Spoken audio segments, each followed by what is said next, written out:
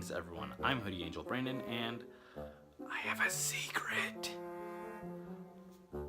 Despite being a self-proclaimed Nintendo fanboy, there are some gaps, so to speak, in my knowledge of Nintendo games.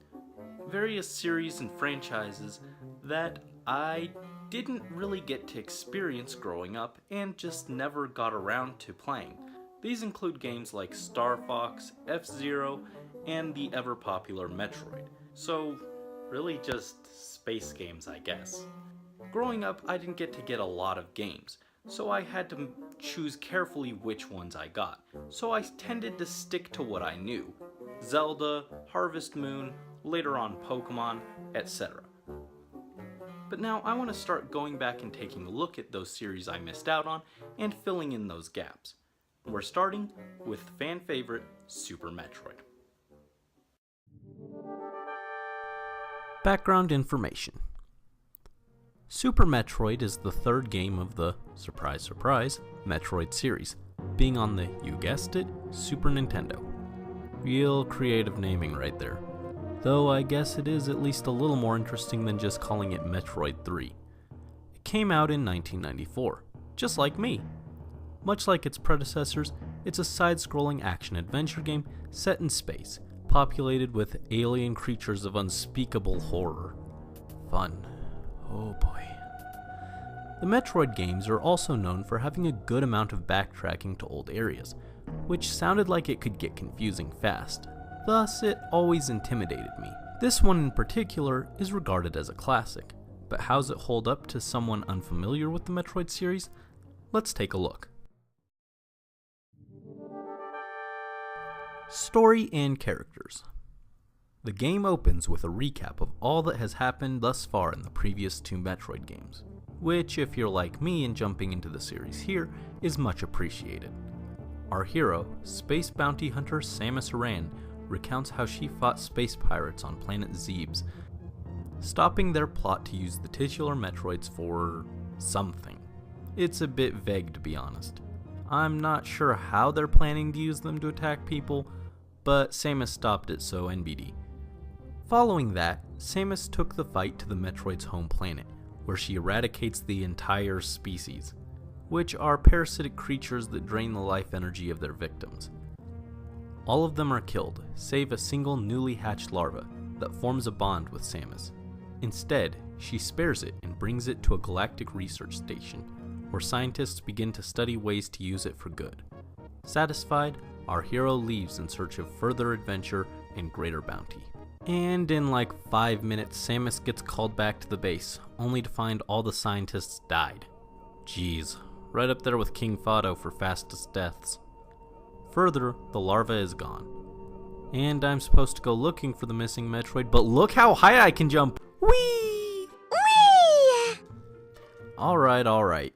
We move to the next room to find the Metroid, but uh-oh, you got me. It's guarded by Samus' rival, the space pirate Ridley. After a quick skirmish, Ridley flees with the hatchling. Samus pursues him as the research station begins to explode, which is actually really cool. This feels like something out of an old space movie or something. As the ship explodes, Samus charts a course for planet Zebes. Your mission? Retrieve the last Metroid. And here the game truly opens with you as Samus, dropped alone on an alien planet swarming with enemies. Just your blaster and no extra weapons. Have fun! I'll be hiding in this corner because everything is terrifying. It's like the bottom of the well from Ocarina of Time, except it lasts the whole game. Oof. As for characters, there's really just Samus. No old man NPCs to tell you it's dangerous, no shopkeepers to sell you your items, it's all you. Unfortunately, we don't get to see Samus's thoughts through logs or anything, so for her character, we only have action to go off of. She's very determined to achieve her goal, taking on an entire planet's worth of enemies without backing down. Further, the lack of any other characters to interact with helps to convey a sense of isolation one would expect from being on an alien planet. This really helps with the general atmosphere of the game. Speaking of, let's take a look at how the game is presented. Presentation. In terms of appearance, this game's really pretty. There's a surprising amount of variance to color palettes, from more muted ones you'd expect from a space adventure game to brighter ones for areas filled with lava. The various locations you explore are quite varied, from the aforementioned lava-filled volcanic areas to jungles and a swamp. As creepy as the alien environments can be, some places still have a sort of horrifying beauty thanks to how detailed the sprites are, and this helps the game's atmosphere. There's a sense of loneliness, it's just you on your mission in this foreign world. This game is very cinematic with things like the space station escape, and just the general pacing where you'll enter a room and the boss slowly reveals itself. Sure, achieving something like that isn't too hard to do nowadays, but at the time I'm sure this was a rather new and novel thing. Most of the music is really unsettling, fits the mood of an alien planet, and sometimes there's no music, which is equally unsettling. There are some less creepy tracks too though. One of them is really triumphant, makes you feel really powerful, until your HP drops. Oh god! Unfortunately, as with every game ever, the low health alert is absolutely obnoxious.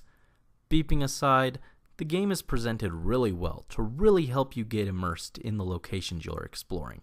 Next, let's talk more in depth on how the game itself plays. Gameplay. First, let's talk controls. I already mentioned Samus's ridiculously high jumps. Your main mode of attacking is shooting with your blaster. You can shoot forward, up at an angle, and down at an angle, and while running and jumping. This gives you a great level of control. While that's about all you can do at the beginning, you'll quickly find various power-ups to help you defeat enemies and progress through the labyrinthian planet. These range from missiles and, slightly more powerful missiles, to a grapple beam, a new suit that lets you handle extreme heat, and of course, the famous morph ball. These are all located throughout the planet, and as you find them, you'll be able to open up new areas, both moving forward and going back to old areas you've already visited. I have to say, this game does a good job of making power-ups feel useful even after the area where you first get them. The game just kind of drops you off on the planet and says, go nuts.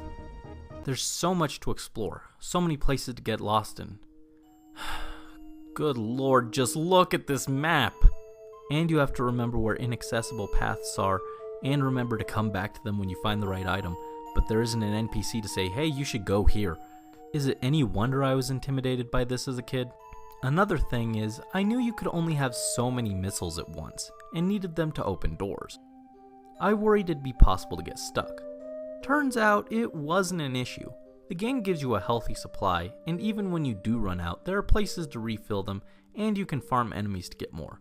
Same goes for health. I didn't get stuck nearly as often as I feared. The first time wasn't even because I was lost. I was in the right place, I just didn't realize you could hold B to run. Oops. There were some other times I got stuck, but generally it wasn't too bad. A little backtracking usually allowed me to find a new area. Speaking of backtracking, there are a lot of times you need to go back to an old area to unlock something or take a long path around. But it wasn't as bad as I thought, and I was moving forward more often than I expected. And when you get a new item, you instinctively think about old areas you couldn't reach and go back to try them out. It did become a little more confusing in the last bit after the wrecked ship, but for the most part, it wasn't too bad. Sometimes the placement of hazards does feel a little unfair, like how am I supposed to dodge all this? But for the most part, it's pretty balanced. Speaking of hazards, the enemies are really cleverly designed, and it's not always a good idea to kill everything. For example, I found a room that kept getting darker. Soon enough, I realized it was because I was killing an enemy that was just floating around, providing light, but not attacking me. The enemies aren't just obstacles. They're an actual part of the environment, and they affect it in various ways, from the aforementioned light to being able to be frozen and used as platforms. You can also interact with the environment in various ways beyond that. You can blow up a pipe and fall into sand pits to reach new areas. One of the first things you'll encounter is a large gold statue of some guys. I don't know, Ridley is there. Why is it here and who made it? No clue. These are the main bosses that you'll need to beat to complete the game. Defeating all of them will unlock the last area of the game. While the method of beating most of the bosses isn't the most interesting, usually just shoo them in their mouth, the way they're presented is cool, and I appreciate it isn't the typical Nintendo 3 hits and you're done. The game has such a great attention to detail, from atmosphere to controls to environment and enemy design. It really does feel really satisfying and immersive. There's just one little thing I really didn't like. Screw wall jumps. Rant time. Screw this. You managed to utilize the most BS mechanic in the game that's only expected of you to know for this one point, so you probably haven't used it a lot yet. Get to the top, and then they throw enemies at you to knock you down. That's not good game design. There's no way for you to know and react ahead of the time unless you've played the game before. It's the one part of the game I really can't stand. And what is my reward? A spring ball? Wow. Thanks. Alright. Got that out of my system. By the end of the game, you just feel so dang incredibly powerful, equipped to handle any situation. Yes, even wall jumps. Because screw that, I got a screw attack, I'll just bypass the whole mechanic altogether. This game isn't terribly long either. Even with me being clueless on what to do, it took about 8 hours. And that's pretty slow. Anyways, let's wrap this up with the verdict.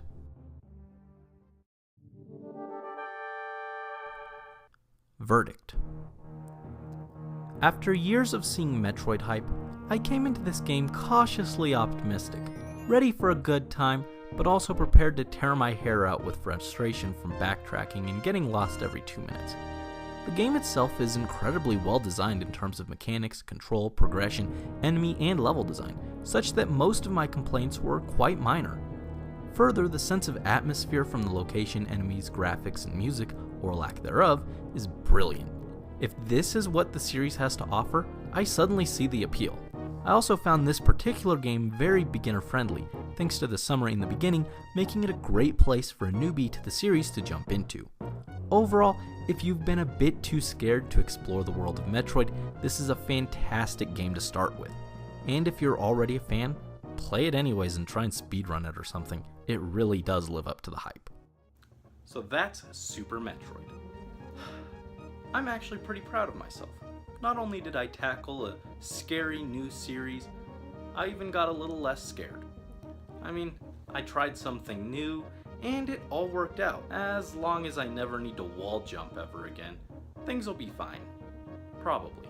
Anyways, thank you so much as always for watching. This is Hoodie Angel Brandon, signing out.